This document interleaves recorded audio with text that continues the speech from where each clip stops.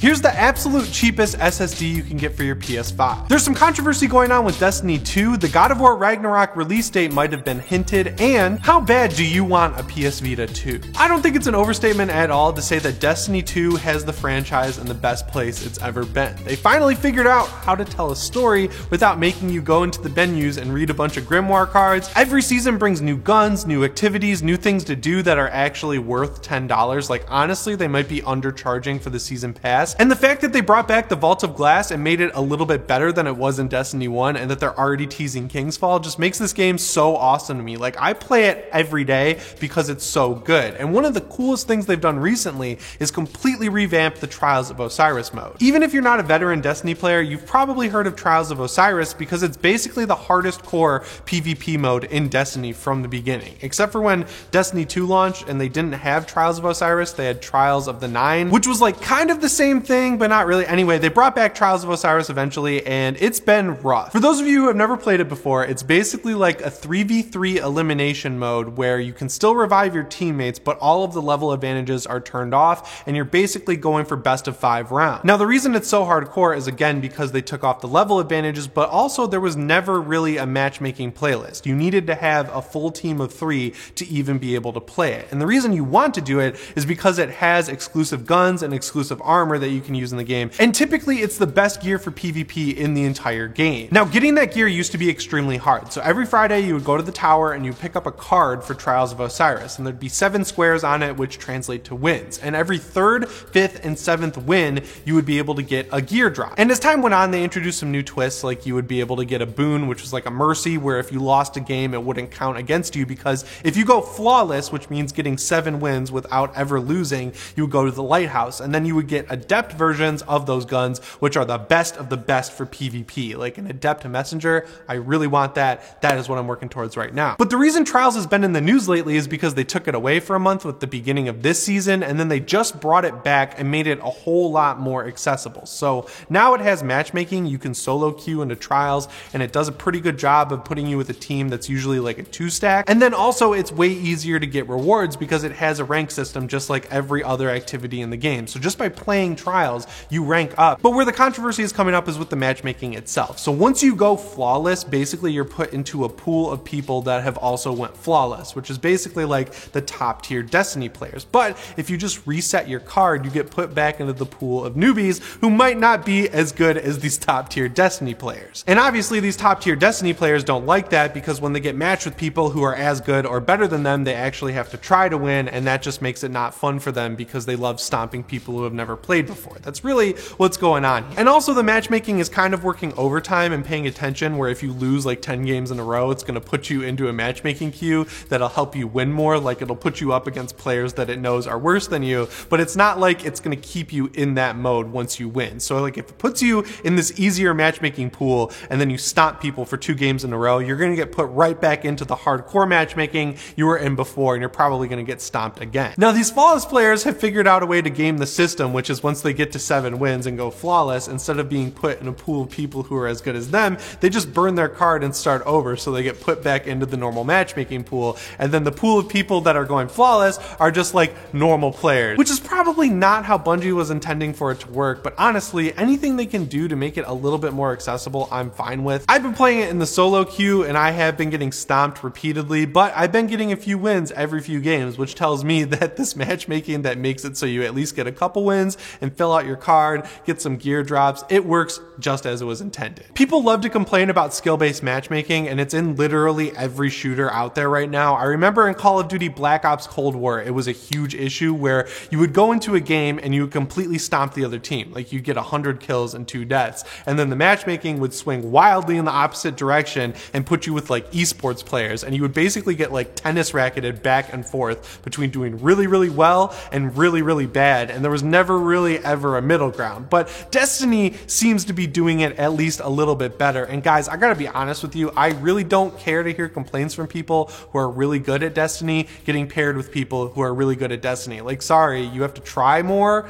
to do well against people who are as good as you. You can't just like fly your way through stomping people who aren't as good, because that sucks. It's not fun to play against people who are just insanely good, because it doesn't even give you an opportunity to get better. Like if you're alive for 2 seconds, you're never gonna get better because you can never even fire off a shot on someone, you know? And that goes for the Trials gear. Like, I have Igneous Hammer, I have the Messenger, and yeah, it helped me stay alive a little bit longer, but I still defaulted back to the guns I'm used to using because those are the ones I'm good at. And because of this new matchmaking system, I've actually been staying alive a lot longer in Trials, and if you tracked my win rate, it's on like an upward trajectory. I'm doing way better at Crucible than I ever had before because of how hardcore Trials is and how good it is at matching me with people who are actually as good as me instead of matching me with people who are pros. Anyway, that's more Destiny than I've ever talked about on this channel, and you guys are probably over it by now, but yeah, Trials of Osiris is good again, so if you haven't played Destiny in a while, this season is awesome. It has a ton of great story content, a really cool activity you can do in the Dreaming City.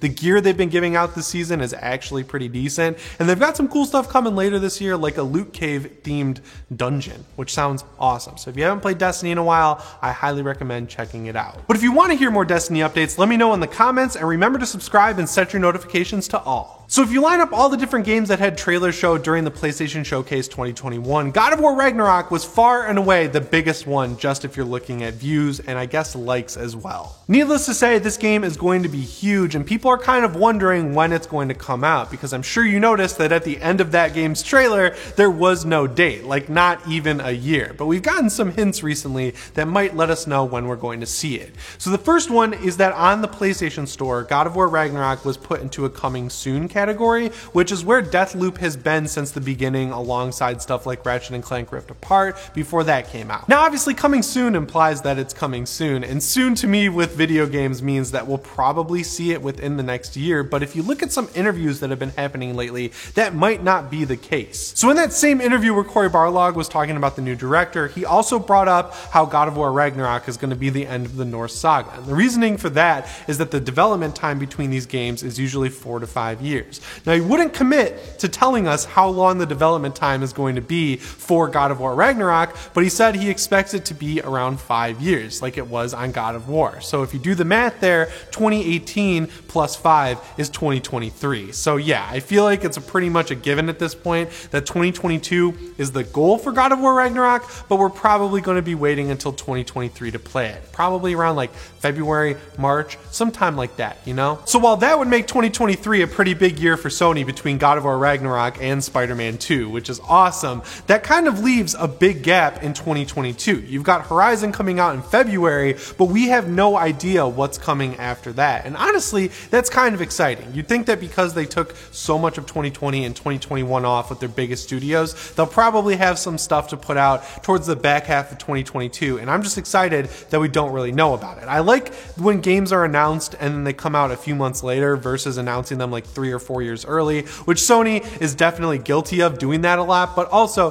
they've had some releases where they announce them pretty soon before they come out. So hopefully that's what they do with whatever they're doing in 2022. But going back to God of War Ragnarok, yes, it is listed as coming soon. No, I do not think you should get your hopes up that we'll see it in 2022. I'm pretty sure that this is going to be a 2023 game. So I've seen this video going around on Twitter lately of a guy who photoshopped with video, like I guess After Effects. I don't really know what the like verb here is, but basically what he did is he took a DualSense and he turned the touchpad into a screen where you can see the PS5 UI. So it's like a portable PS5, and it's kind of cool, but when you think about it, that's kind of the dumbest idea of all time, because why would you want a full home game console on a touchscreen that's about generously 4 inches wide? And also it's a trapezoid, so it's not exactly ideal for viewing angles. Like they would have to update the games to make the resolution that scale, or you would get stuff cut off that's really critical, like the HUD, because you know the touchpad scoops in a little bit. So yeah, you'd have to move the HUDs around. It's never gonna happen. And honestly, I've seen videos like this coming up more and more lately. And when you take these videos where it's a portable PS5 and you combine it with the hype for the Switch and the hype for the Steam Deck,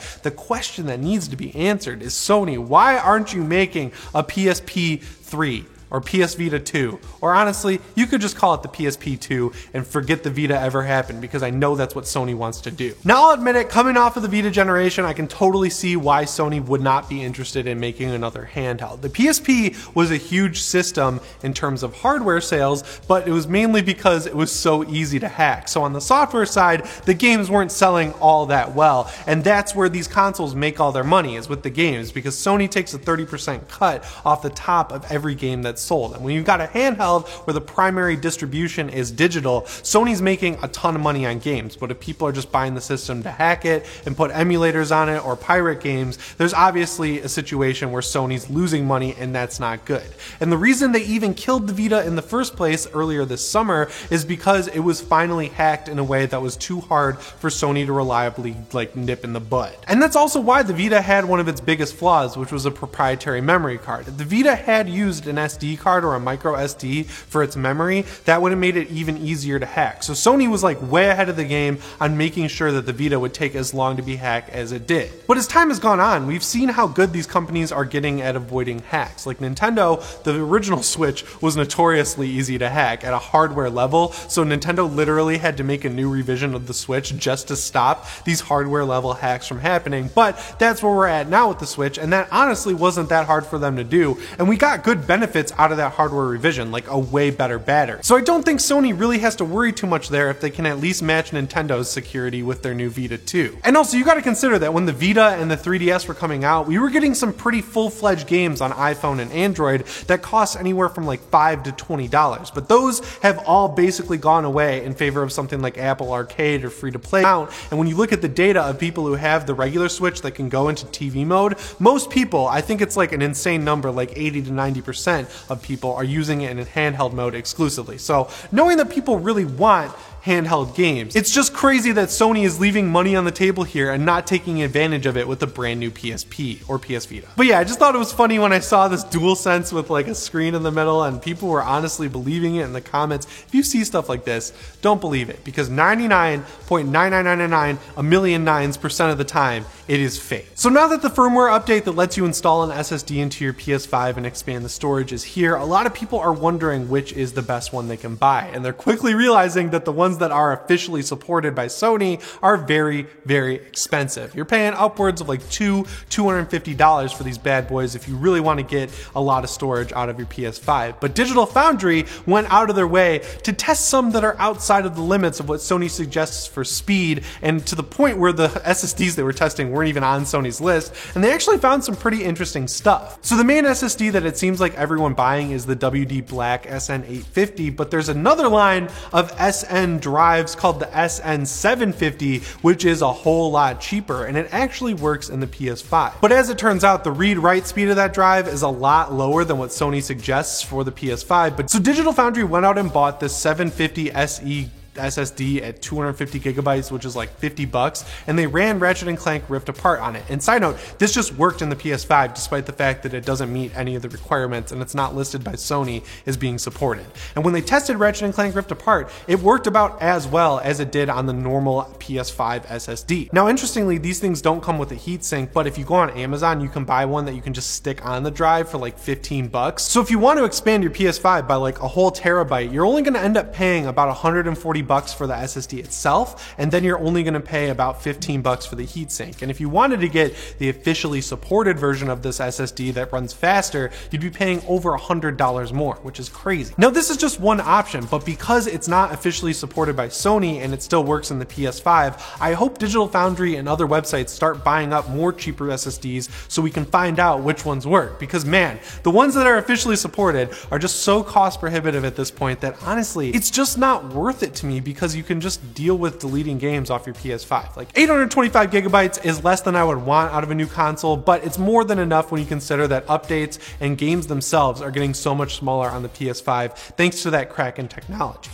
And speaking of that new firmware update on the PS5, now that it's out, it seems like people are really excited and really enjoying it, but obviously people are also turning their eyes to the future and trying to figure out what could be in a 3.0 update for the PS5, which will definitely come, I would guess, by the end of the year. The biggest feature people want far and away is themes. So on the PS3 and the PS4, you could just install themes based on games. They would change the music, they would change the cards, they would change the background. They were honestly pretty cool. I remember when they launched on PS4, PS4. There were some really crazy ones in the store, but as time went on, they became like pre-order bonuses. You would see codes pop up on Twitter from Naughty Dog employees for custom themes that were really cool. It was just a great way to customize your console to just make it look different than that stock PS4 music, which is all burned into our brains forever. But the cool thing about the PS5's UI is that it's actually a lot more interactive, and honestly, it reminds me more of the PS3's UI than the PS4's, which means it'll take themes a whole lot better. Now, the reason it took so long for themes to come to the PS4 is because running the operating system in the background is honestly a hard thing for consoles to do, and as time goes on and games get more advanced, they want to give less and less resources to that OS that's running in the background. But the PS5 is so much more powerful than both the PS3 and the PS4. I feel like it could be sooner rather than later that we actually start seeing themes popping up on the console. Now, of course, because it is pretty much a completely different UI, they'd have to start from scratch with a lot of these themes, but still, there's so many games coming out in the future, or there's already so many PS5 games in the market already, I feel like they can make some pretty cool themes and have some cool ones ready to go whenever this launches. Now, honestly, I'm more into bigger features when it comes to firmware updates, but the fact that so many people want themes to be added to the PS5, and the fact that it also seems like it would be so easy to make it happen, this seems like a slam dunk, super easy move for Sony to make, and it'll give them that good PR that they kind of are starting to need right now. Anyway, guys, that's all the PlayStation news I have for you today. Make sure you let me know again what you think in the comments below, and remember to subscribe and set your notifications to all if you haven't already. As always, guys, my name is Jimmy Champagne, and I'll see you in the next one. Thanks for watching.